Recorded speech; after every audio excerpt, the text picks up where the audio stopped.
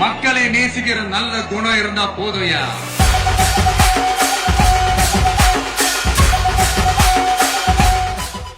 சாமி வரம் கொடுத்தாலும் பூசாரி வரம் கொடுக்கறது இல்ல. இந்த கதை தான் நம்ம தொகுதியில நடந்துகிட்டு இருக்குது. அதுக்கு நீங்க எல்லாரும் இந்த ஒரு தடவையாவது போதும், அழுத்து போலியா உங்களுக்கு தொடர்ந்து ஒருத்தவங்களே தேர்ந்தெடுத்துட்டு இருக்கிறீங்க. இந்த தடவை ஒரு மாற்றம் வரணும். ஏன்னா நீங்க ஏமாந்து போறீங்க. ஒரு தடையும் ஏதாவது ஒரு காரணத்தை சொல்லி உங்கள்கிட்ட வந்து அழுதோ ஓட்ட வாங்கிட்டு போயிடுறாங்க. இந்த தடவை நீங்க யாரும் அதுக்கு பணியக்கூடாது. நீங்க எல்லாரும் இந்த தடவை யோசிங்க. உங்களுக்காக இல்லைனாலும் உங்களுடைய எதிர்கால உங்களோட குழந்தைகளுக்காக அவங்க இந்த நல்ல ரோட்ல போனோம். இது மட்டும் இல்லாம நெடுங்காட்டுல இன்னொரு என்னன்னாக்க ஒரு மைதானம் கூட இல்ல, விளையாட்டு மைதானமே இல்ல. எல்லாருக்கும் தெரியும் விளையாட்டு நாம ஆட்சிக்கு வந்தா விளையாட்டு மைதானம் கட்டி தருவோம், குடிசை இல்லாத தொகுதியா மாத்துவோம். அடுத்தது பாத்தீங்கன்னா நம்மளுடைய நெடுங்காடு குளம் அதை வந்து சுத்தம் பண்ணி நம்ம காரைக்கால் அம்மையார் குளம் மாதிரி அதுல வாக்கிங் போற மாதிரி நல்ல அருமையான திட்டம். இதை நம்ம செஞ்சு முடிப்போம்.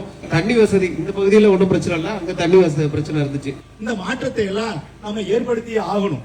அதனால ஒரு படித்தவரை, நமக்காக உழைக்க விரும்புகிறவரை, நம்மளை பற்றி கருணையோடு சிந்திக்கிறவரை நம்ம சட்டமன்றத்திற்கு அனுப்பணும். டாக்டர் விக்னேசன் அவர்களை நீங்க சட்டமன்றத்துக்கு அனுப்புங்கன்னு உங்களோட நம்பிக்கையோடு இருக்கிறேன்.